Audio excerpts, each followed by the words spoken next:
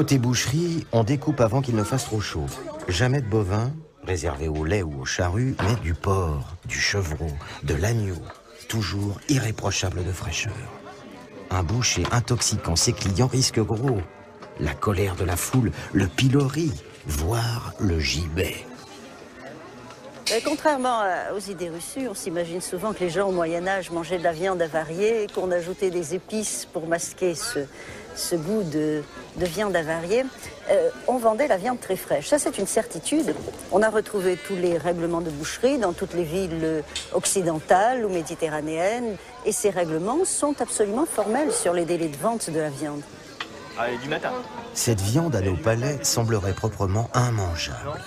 Trop fraîche, pas assez racise, et pour cause. La règle la plus fréquente, c'est d'abattre la bête sur le point de vente aux yeux de tous et de la vendre rapidement, c'est-à-dire au plus tard le lendemain.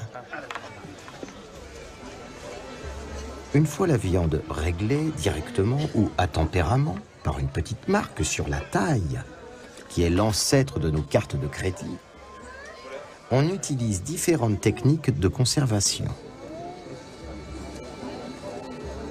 Qu'on choisisse de rôtir la viande, de la frire ou de la mijoter, d'abord, on la fait toujours bouillir.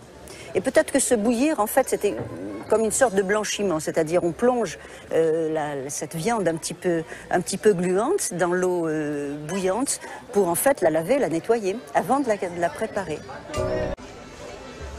Une fois la viande réglée directement ou à tempérament par une petite marque sur la taille, qui est l'ancêtre de nos cartes de crédit, on utilise différentes techniques de conservation. Qu'on choisisse de viande avariée, qu'on ajoutait des épices pour masquer ce goût de viande avariée, on vendait la viande très fraîche. Ça, c'est une certitude. On a retrouvé tous les règlements de boucherie dans toutes les villes occidentales ou méditerranéennes. Et ces règlements sont absolument formels sur les délais de vente de la viande.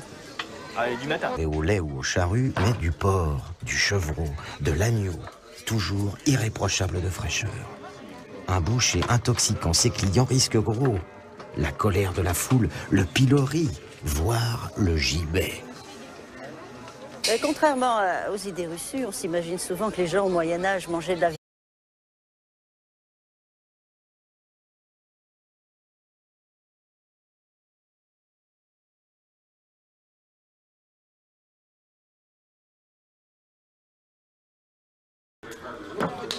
Côté boucherie, on découpe avant qu'il ne fasse trop chaud.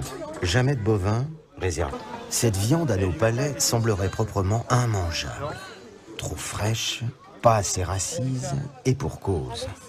La règle la plus fréquente, c'est d'abattre la bête sur le point de vente aux yeux de tous et de la vendre rapidement, c'est-à-dire au plus tard le lendemain.